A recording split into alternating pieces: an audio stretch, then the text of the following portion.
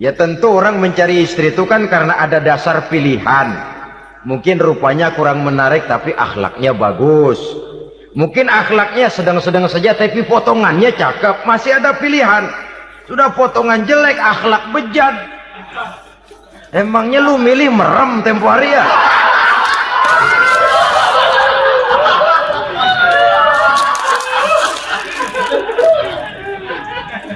Sudah nggak ada pilihan apa-apa. Lalu ada istri yang punya keistimewaan karena sifatnya yang sabar. Ada yang wataknya itu pemurah, ada yang sifatnya itu belas kasih. Pendeknya, dari istri-istri Rasul kita bisa menemukan figur-figur wanita teladan. Sehingga keliru kalau kaum orientalis barat mengatakan Rasulullah itu katanya sesungguhnya adalah seorang seks maniak, istrinya banyak. Oh, ini memang bajingan ini orientalis ini. Kalau Rasulullah itu seorang seks maniak, tentu yang dinikahinya itu pertama jelas gadis semua, yang kedua tentu cantik-cantik semua. Dari istri-istri beliau yang dikawininya dalam keadaan gadis cuma Siti Aisyah. Selebihnya janda. Apa pertimbangannya? Menyantuni yatim-yatimnya, mengayomi janda-janda yang ditinggal suaminya gugur di medan perang, untuk memperkuat keimanannya. Itu pilihan utama Rasul. Kita sekarang ini ya ngakunya sih ikut sunnah Rasul, cuma sunnahnya urusan kawin melulu. Ada duit sedikit, kawin maning, kawin maning. Ditanya orang kenapa kawin melulu sih mas, sunnah Rasul. Bukan main. Kalau sudah urusan kawin pahlawan betul sunnah Rasul. Padahal kawin lagi dalam Islam itu sungguh pun boleh tapi tidak diperintah. Tidak diperintah, memang cuma boleh. Itu kalau dalam pesawat itu cuma semacam emergency exit lah ya. Yang tidak boleh sembarang waktu bisa dibuka. Kalau memang sanggup berlaku adil, tafadhol. Kalau tidak, satu juga nggak habis. Lagian saya kira perempuan itu kan cuma perbedaan rupa saja, perbedaan selera saja. Seperti singkong dengan sate, bedanya kan cuma di tenggorokan. Kalau sudah masuk ke perut, kenyangnya kan sama. Perempuan cuma berbeda dalam selera, rasanya barangkali ya, barangkali.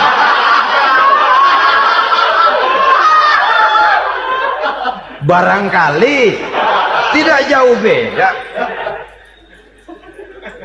Saudara hadirinlah, Islam ini mengatur lewat pintu yang dinamakan nikah itu tadi, sehingga dengan demikian bisa dinikmati secara tenang, tentram. Tidak usah manusia ya, kucing saja. Coba lihat kucing. Kalau ikan dia boleh nyolong, kucing itu boleh curi, makannya nggak tenang kucing. Coba lihat ini. Asal dia nyolong ikan, makannya juga mindik-mindik. Matanya nengok kiri, nengok kanan. Ada sedikit gerusak, kabur. Secara nalurinya kucing tahu kalau ini ikan curian, makannya nggak tenang dia. Tapi kalau ikan kita kasih, kucing anteng, geledek juga nyamber, manteng aja dia. Nalurinya mengatakan ini ikan dikasih sama yang punya, tenang dia. Saudara hadirin yang saya hormati, orang juga gitu. Kalau hubungan suami istrinya sudah sah, diikat dengan akad nikah, tenang, anteng, nggak gerasak gerusuk, nggak kayak diubur-ubur maling, anteng aja. Dan yang ngintip juga gua cuek aja udah. Biarin aja dia ngintip, capek sendirilah.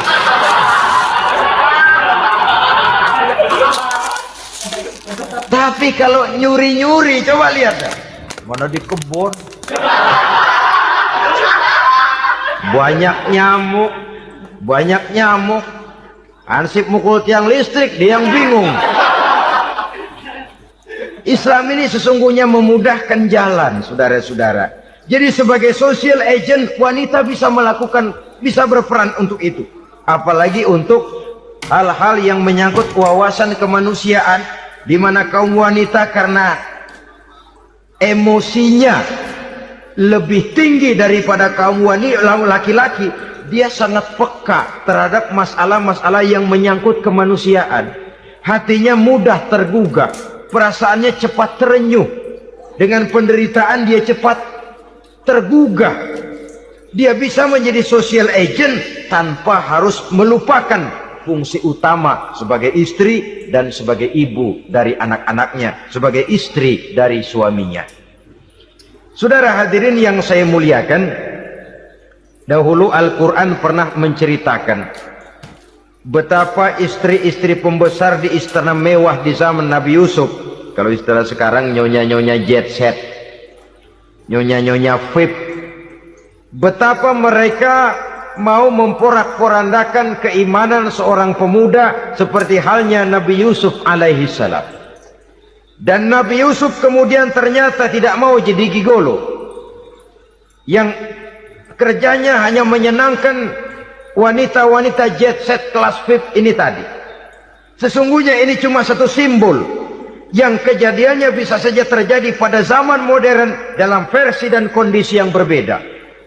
Namun bagaimanapun juga wanita dengan peranannya sebagai social agent, sebagai penggerak masyarakat, sangat besar pengaruhnya dalam ikut mewarnai perkembangan suatu negara. Seorang suami perlu memberikan dorongan kalau istrinya aktif di bidang sosial, asal dengan catatan saja, fungsi sebagai istri, fungsi sebagai ibu jangan sampai terlantar karenanya. Bahkan saya katakan tadi, di zaman sekarang wanita tidak lagi hanya berfungsi sebagai social agent, bahkan sebagai national agent, penggerak dari satu bangsa. Muncul wanita-wanita yang jadi menteri, yang jadi anggota DPR, bahkan yang jadi kepala desa dan lain sebagainya. Secara umum memang ar-rijal qawwamuna 'alan nisa, laki-laki adalah pembimbing bagi kaum wanita karena kelebihan fisik biologis, kelebihan kemampuan intelektual dan lain sebagainya. Namun wanita pun boleh saja menjadi social agent sepanjang catatan yang saya sampaikan tadi. Jangan sampai melupakan kodrat kewanitaan, jangan sampai mengalahkan fungsi sebagai istri dari suaminya, sebagai ibu daripada anak-anaknya. Nah, kemudian fungsi yang keempat di bidang ilmu pengetahuan. Islam memberikan kesempatan yang sama kepada kaum wanita. Thalabul ilmi faridatun ala kulli muslimin wa muslimatin. Menuntut ilmu itu wajib hukumnya bagi orang Islam, baik laki-laki maupun perempuan. Sampai dibentuk kalimat pengecuali khusus ini, muslimin wa muslimatin, bagi muslim laki-laki, bagi muslim perempuan. Dan alhamdulillah, kalau dulu di zaman Raden Ajeng Kartini, nasib perempuan berada di balik pintu yang digembok rapat-rapat, siklusnya berputar cuma sumur, dapur, kasur, kasur, sumur, dapur, dapur, sumur, kasur.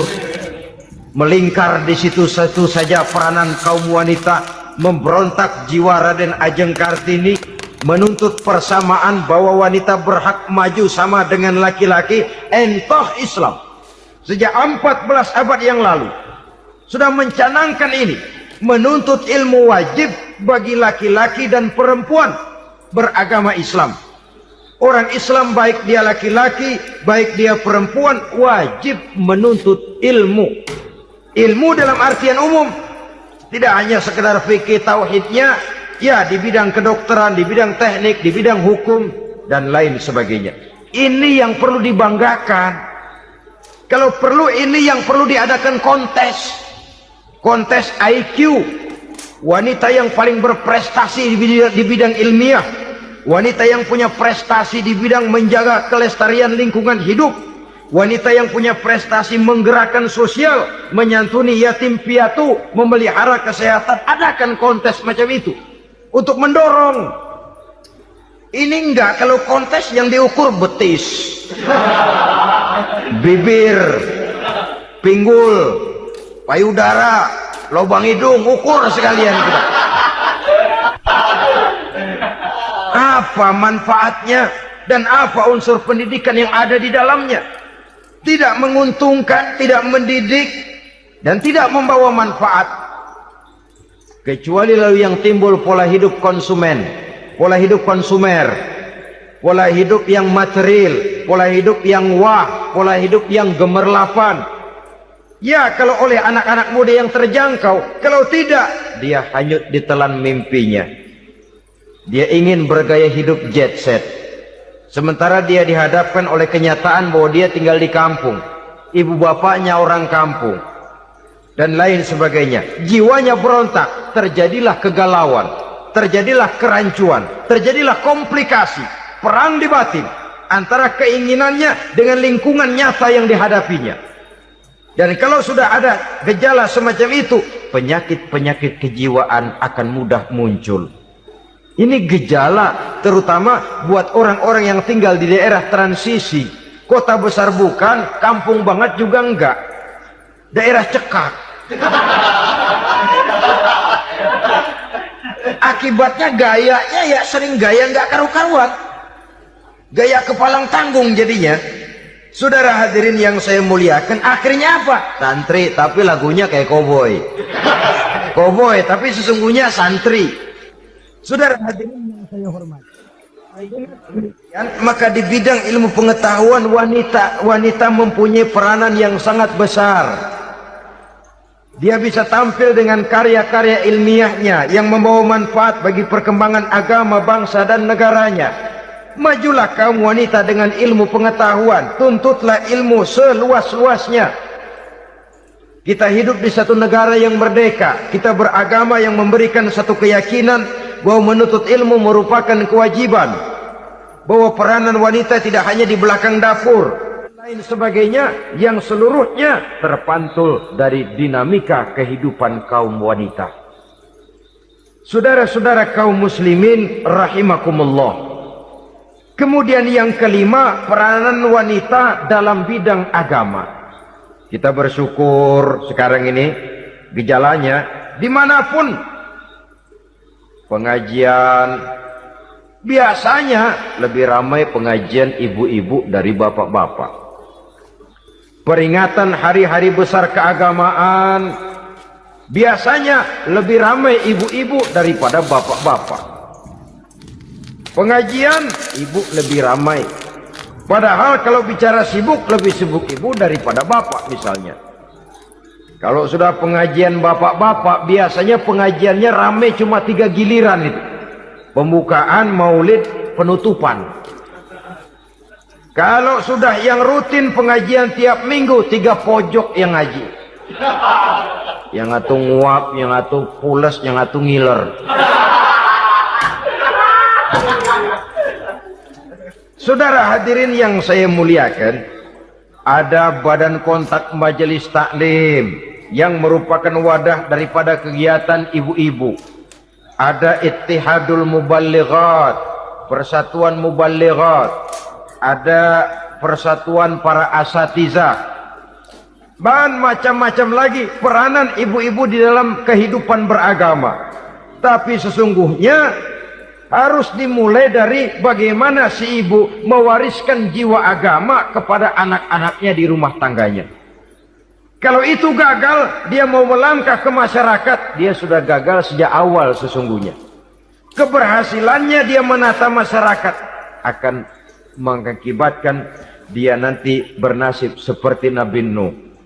Berhasil mengajak beberapa orang kafir mengikuti ajarannya, tapi gagal mengislamkan putranya sendiri Kan'an. Bukan tidak berusaha, tapi memang Allah sudah menghendakinya sedemikian untuk menjadi contoh buat kita semua. Yang penting orang tua berusaha dan berikhtiar. Kalau sudah berusaha dan berikhtiar, anak ternyata memang sulit diurus, barangkali memang fotokopinya Kan'an tuh anak. Ya orang tua kalau sudah berusaha, ya tawakallah. Jangan belum berusaha lalu berkata, jangan anak kita, anak Nabi aja ada yang bengal. Ngajar tidak mau, mengajar anak tidak mau, mendidik anak tidak mau, lalu mencontoh Nabi, salah kaprah namanya. Kaum wanita bisa berperan di dalam agama. ketika Rasul hijrah, itu kan beliau tidak langsung ke Madinah. Dari Mekah itu beliau mengambil jalan arah ke kiri menuju Gua Sur. Ini dalam strategi militer punya makna sendiri. Jenderal yang ulung, ahli strategi militer ini. Di Gua Sur sana beliau tinggal 2 hari 3 malam. Siapa yang membawa makanan ke Gua Sur? Siapa yang menjadi kurir untuk mengintai kegiatan-kegiatan Quraisy setelah Nabi berangkat hijrah? Asma, putri Abu Bakar Siddiq radhiyallahu anhu.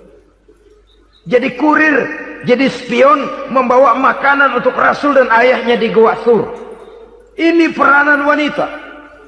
Di tengah bahaya, di tengah keadaan posisi terjepit, Rasul di dalam gua, diamatinya keadaan Quraisy, dilaporkannya kepada Rasul jasa seorang wanita bernama Asma, putri dari Abu Bakar Siddiq radhiyallahu anhu.